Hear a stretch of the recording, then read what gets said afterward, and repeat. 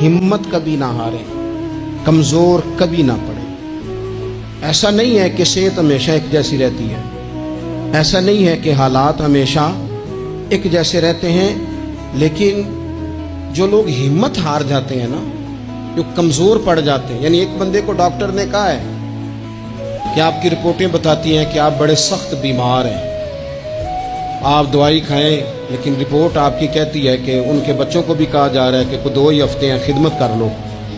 तो जिसके 2 हफ्ते डॉक्टर ने बताए थे, उसने टेंशन ऐसी ले ली कि वो ना 5 दिन भी नहीं निकाले उसने।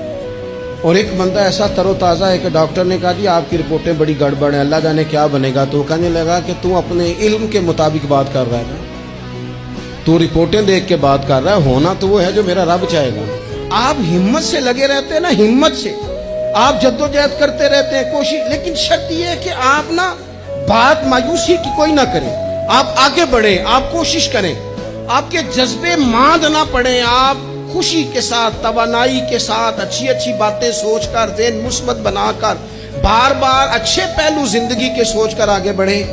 हजरत सैयदना उमर फारूक रदी अल्लाह ताला अन्हु का एक कौल याद रखें।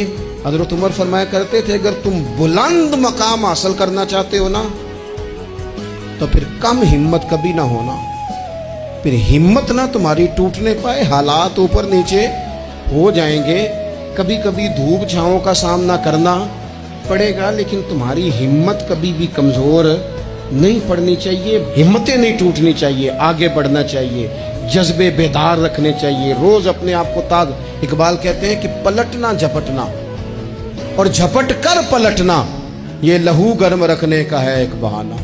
बस तू लगा रहे, तू कोशिश करता रहे, तू हिम्मत करता रहे।